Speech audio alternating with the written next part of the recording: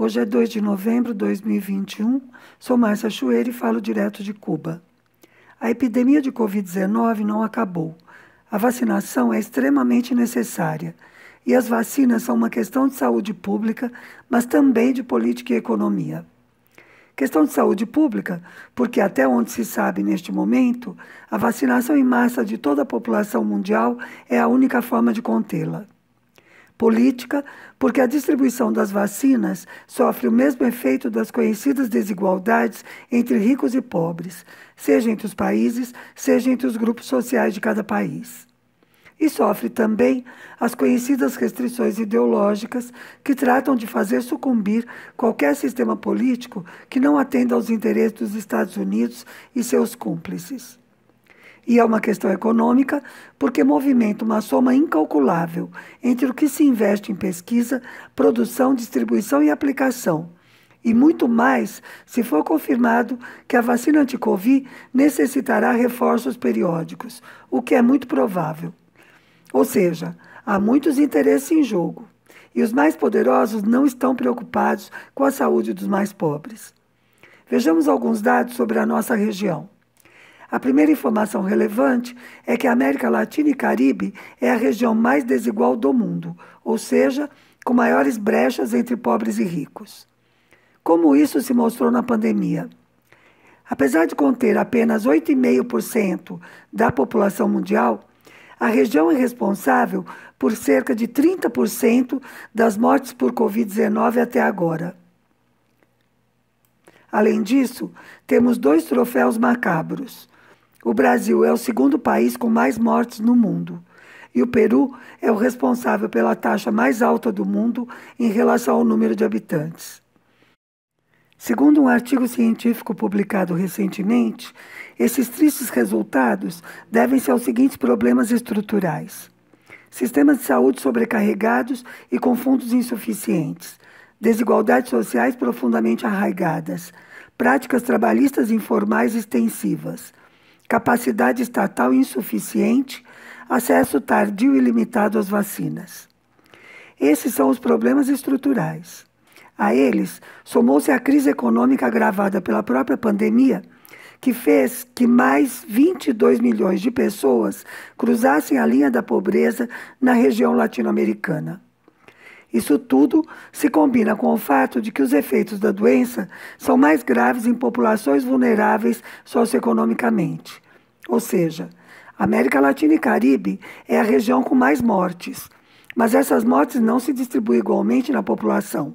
Pobres morrem muito mais que ricos. E como está a vacinação em nossa região? Menos de 50% da população recebeu pelo menos uma dose.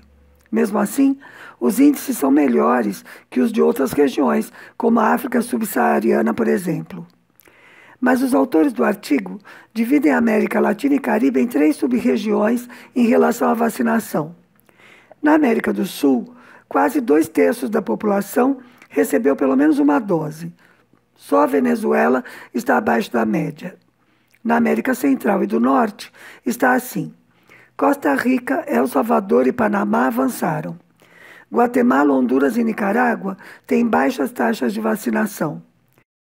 O México quase se equipara a Colômbia e Peru, mas ainda está abaixo de Argentina, Brasil, Chile e Uruguai. No Caribe, vários países começaram bem, mas estancaram. Cuba, que começou mais tarde que a maioria, já tem mais de 90% da população com pelo menos uma dose e mais de 50% totalmente imunizada. No início, os principais fornecedores de vacinas para a região foram a China, a Índia e a Rússia. Neste momento, esse panorama está mudando e os Estados Unidos, por acordos bilaterais, e a COVAX estão predominando. A COVAX é um mecanismo internacional criado supostamente com a função de democratizar a distribuição das vacinas anti-Covid. Na verdade, ela pode ser utilizada para atender aos interesses dos grandes laboratórios. Por exemplo, a OMS está demorando para aprovar a Sputnik. Se a OMS não aprova, a COVAX não compra. Como os países ricos compraram inicialmente muito mais vacinas do que necessitavam, a COVAX não cumpriu seu papel porque não havia vacina para comprar. Aliás, pior que isso, Algumas vezes sua ação foi negativa, porque prometeu, recebeu e não entregou. A COVAX deveria também doar vacinas aos países que não possam pagar, mas para isso tem de esperar as doações dos países ricos. E já estão saindo denúncias de doações de vacinas vencidas. Nada de novo, na verdade. Não há transparência, mas se percebe o de sempre: poderosos se aproveitando de uma situação difícil para ganhar mais dinheiro. Quanto ao aspecto ideológico da produção e distribuição das vacinas, vou dar um exemplo simples. Os Estados Unidos não fazem acordos bilaterais para fornecimento de vacinas à Venezuela. Outro: as vacinas cubanas ainda não receberam a aprovação da OMS e têm sido constantemente atacadas pela grande imprensa internacional. Bem, além de combater os problemas estruturais, todos relacionados à profunda desigualdade, os autores do artigo alertam para o fato de que nossa região necessita incrementar sua capacidade de pesquisar e produzir vacinas. E dizem: dado que estão sendo produzidas vacinas na região, deveria ser facilitado seu comércio. As vacinas fabricadas em Cuba não devem ser consideradas por critérios ideológicos, e sim médicos.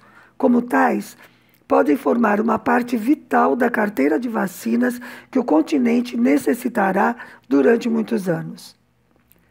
E por falar em vacinas cubanas, ontem saiu a autorização para o uso de emergência em Cuba da vacina Soberana Plus em crianças maiores de 2 anos que já tiveram Covid. E assim o plano de vacinação vai avançando.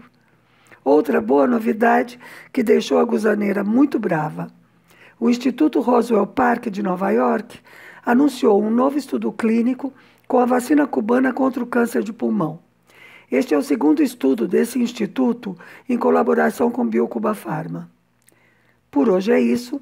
Saudações socialistas.